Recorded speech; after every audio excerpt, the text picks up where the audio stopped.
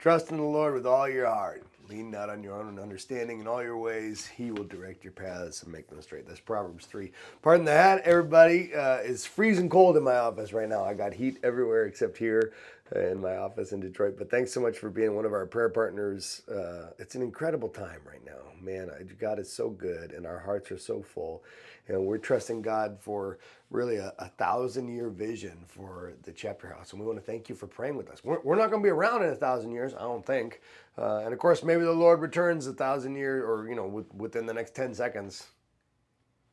Or maybe he tarries for 1,000 years, but we're going to do everything we can to dream big, and we believe these are God dreams.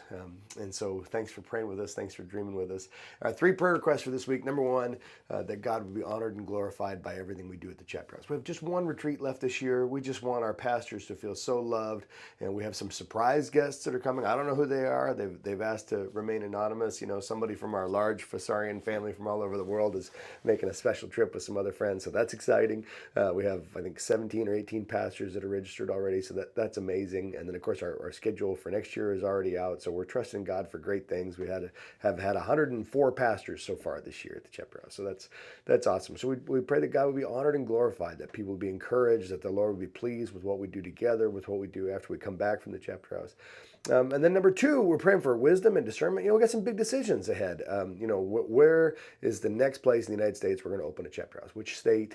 We're going to go to New York. We're going to go to Texas. We're going to go to the West Coast. And then, what are our next steps for finding stewards for the chapter houses? Because, of course, as we expand, I can't be the steward for every single house. So each house is going to have its own steward, and I'm going to have to think more about the organization as a whole.